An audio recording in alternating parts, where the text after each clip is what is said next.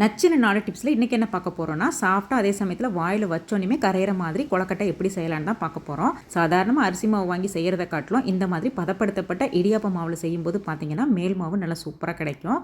1 teaspoon கோதுமை மாவை கரைச்சி இந்த மாவில் சேர்த்து பிணையும் போது மாவு நம்ம சொல்கிற பேச்சு அப்படியே கேட்குங்க. மாவுக்கு எப்பயுமே 1 கப்புக்கு 1.5 கப்பு தண்ணிங்கிறது தான் சரியான பதமாக இருக்கும். கூட போயிடலாமே ஒழிய எக்காரணம் கொண்டும் குறைச்சி போயிடக்கூடாது. 1 டீஸ்பூன் நெய்யை வந்துட்டு இந்த மாவோட சேர்த்து பிணையும் போது கொழக்கட்டை வந்து பார்த்திங்கன்னா நல்லா வந்துட்டு வாசமாகவும் அதே சமயத்தில் நல்லா டேஸ்ட்டாகவும் இருக்கும். தனித்தனியாக கொழக்கட்டை மாவை ப்ரெஸ் பண்ணி எடுத்தோம்னா நிறைய டைம் கன்சியூம் ஆகும். ஸ்மார்ட்டாக அதே சமயத்தில் சட்டுன்னு வேலை முடிக்கணும் அப்படின்னு சொன்னாக்கா இந்த டைம் சேவிங் மெத்தடை யூஸ் பண்ணிக்கிறலாம்.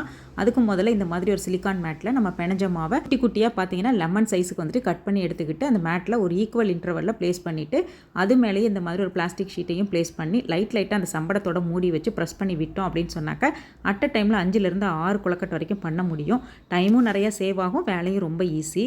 ஒலை நல்லா கொதிச்சதுக்கு அப்புறமா ஒரு 7 to 8 நிமிஷம் மட்டும் ஆவியில் வேக வச்சு எடுத்துக்கிறலாம். A to Z வரைக்கும் கொழக்கட்டை பற்றின டீட்டெயில்டு வீடியோவோட லிங்க் வந்து டைட்டிலுக்கு மேலே இருக்குது, செக் பண்ணி பாருங்கள். வீடியோ பிடிச்சிருந்தா சப்ஸ்கிரைப் பண்ணுங்கள். தேங்க்ஸ் ஃபார் வாட்சிங்.